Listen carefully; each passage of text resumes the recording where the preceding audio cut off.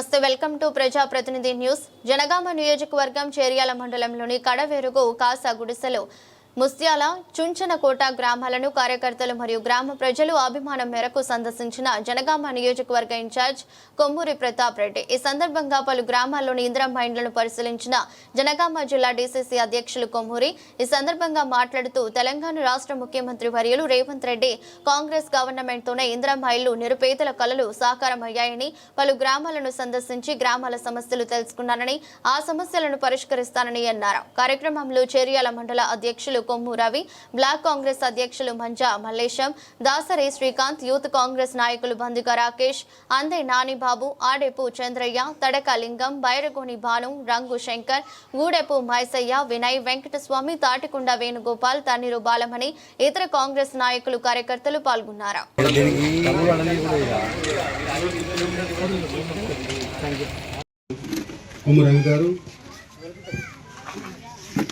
Market committee vice chairman Jeevareddy గారు, block president Manji Mallesham గారు, అందరూ ముఖ్యులే ఉన్నారు. అనేదా భావించకుండా మిమ్మల్ని అందరినీ సంబోధించినట్టు కొమరవెల్లి అధ్యక్షులు, అదేవిధంగా నూతనంగా ఆత్మ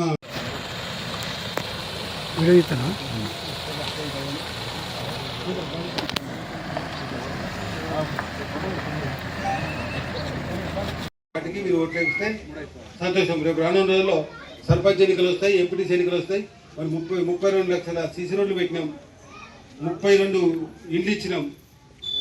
మళ్ళీ ఇంకా 18-20 కూడా పంపిస్తాం ఇండ్లు. గతంలో ఒక్క ఇల్లు ఇవ్వలేదు, ఈ ఊరికి ఒక రోడ్డు పెట్టలేదు, ఒక సీసీ రోడ్డు ఇవ్వలేదు. 10 ఏళ్ళు పరిపాలన చేసి ఇక్కడ ఏమి గ్రామానికి ఏమి ఇవ్వలే. 2 ఏళ్ళ లోపలే కాంగ్రెస్ పార్టీ నుండి మరి గ్రామ పంచాయతీలు అంగన్వాడీ సెంటర్లు పెడతామంటే ఓరో లేక పబ్లిక్ అంతా అంటే కాంగ్రెస్ పార్టీ తరఫున వద్దు కాబట్టి అది లేని కలెక్టర్తో అధికారులతో ఫోన్ చేస్తాడు. సండే రోజు కాంగ్రెస్ కార్యకర్తలు అన్న అభిమానంతో ఊరికొచ్చిండు వాళ్ళకు. అంతే తప్ప దానికి వాడు ఏం చేసినా ఏం చేయలేదు. శిలాపలకాలు పెడుతున్నా చెప్తున్నా సార్, ఇప్పుడు అవసరం శిలాపలకం పెడుతున్నాం మరి ఆఫీసర్ పెడతారా అధ్యక్షుల గారికి వేదికపైకి రావాల్సిందిగా ఆహ్వానిస్తున్నాము. ఆస్మా కొమ్మూరి ప్రతాప్ రెడ్డి గారి సార్ గారికి బ్యాడ్జ్ ని అడ్రస్ చేయాల్సిందిగా కోరుతున్నాను.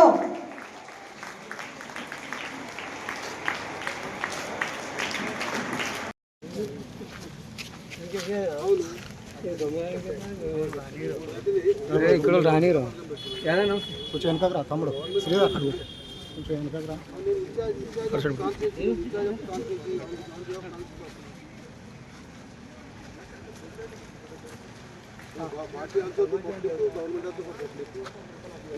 పబ్లిక్ డిమాండ్ దానివల్ల మీకు చెప్పండి.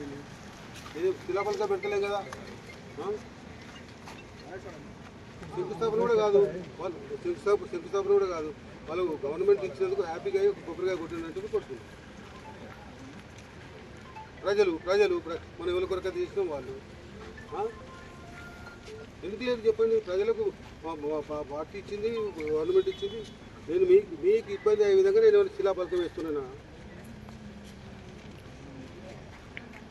కాదు. బట్ పార్టీ చేసేది పబ్లిక్ కొరకే, గవర్నమెంట్ చేసేది పబ్లిక్ కొరకే. కరెక్ట్ అయిపోయింది. నేనేమి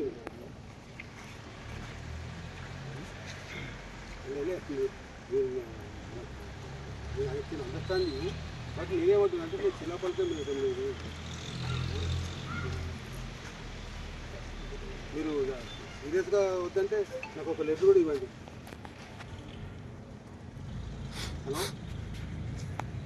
హలో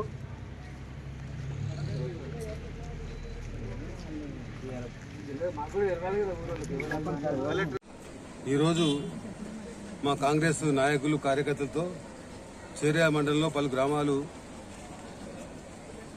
విజిట్ చేసి అక్కడ ప్రజల కష్టసుఖాలు తెలుసుకుంటే చాలామంది రైతులు ఏమంటున్నారంటే మాకు సరిపోని యూరియా వచ్చినా కానీ బీఆర్ఎస్ నాయకులు రాలేదని లొల్లిపెట్టమని చెప్పి మమ్మల్ని చెప్తున్నారు. వచ్చిన తర్వాత కూడా మీరు ఎందుకు ఇట్లా చెప్తున్నారని చెప్పి వాళ్ళకు గుణపాఠం చెప్పినాము. ఇక్కడ ప్రభుత్వం అగ్రికల్చర్ మినిస్టర్ గారు చాలా అనుభవం ఉన్న వ్యక్తి, ఒక పెద్ద రైతులకు ఎలాంటి ఇబ్బంది కలగనివ్వడు. యూరియా కానీ ఏది కానీ రైతులకు కావాల్సిన అన్ని కూడా ఇబ్బంది లేకుండా అరేంజ్ చేయడం జరిగింది. కావాలని బీఆర్ఎస్ నాయకులు కొంతమంది రైతులతోని యూరియా గురించి అల్లరి చేపిస్తున్నారు. అనవసరంగా ప్రభుత్వాన్ని బదనాం చేయడానికి ప్రయత్నం చేస్తున్నారు. అలాంటిది ఏం లేదు. రైతులకు యూరియా లభిస్తుంది. అదేవిధంగా అనేక సౌకర్యాలు గత 10 సంవత్సరాలు అధికారంలో ఉన్న బీఆర్ఎస్ పార్టీ రైతు వ్యతిరేక పార్టీ. కేంద్రంలో 4 బిల్లులు రైతు వ్యతిరేకంగా ప్రకటిస్తే ఆ బిల్లులకు ఇక్కడ సమర్థించిండు కేసీఆర్. అవి 4 రైతులకు విరుద్ధంగా ఉన్నాయి.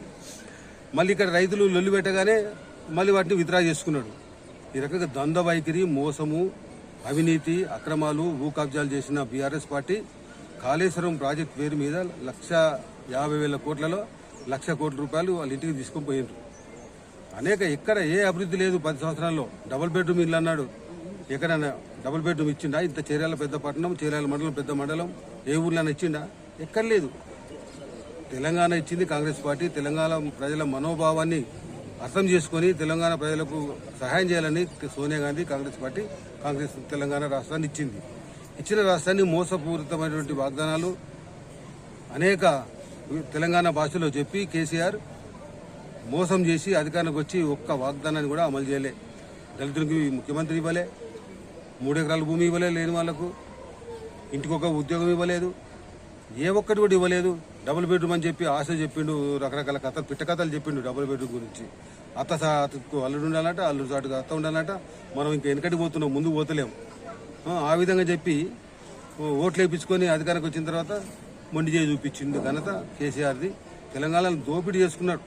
కాళేశ్వర ప్రాజెక్టే కాదు, మొత్తం ఇంట్లో ఉన్న 5 కేసీఆర్, హరీష్ రావు, సంతోష్ రావు, కె రామారావు, కవిత, వీళ్ళు మొత్తం ఒక్కొక్కరు ఒకరికంటే ఒకరు ధనవంతులు కావాలి, ఒకరికంటే ఒకరు తెలంగాణను దోచుకోవాలి, ఒకరికంటే ఒకరు అమెరికాలో, ఆస్ట్రేలియాలో, దుబాయ్లో, లండన్లో ఆస్తులు పెంచుకోవాలని పోటీపడి తెలంగాణను మొత్తం దోచుకున్నారు. ఈరోజు తెలంగాణలో ప్రతి తల మీద దాదాపు 5 లక్షల రూపాయల అప్పు ఉన్నది. ఇప్పుడు ఊర్లలో అప్పు చేయడం సహజమే. అప్పు చేస్తే ఆస్తి ఉంటుంది, లేకుంటే ఒక కార్యక్రమం అవుతుంది, ఇంట్లో ఒక పిల్లగాని చదువు అవుతుంది, ఒక అమ్మాయి పెళ్లి అవుతుంది, లేకుంటే 2 ఎకరాల భూమి కొనుక్కుంటారు.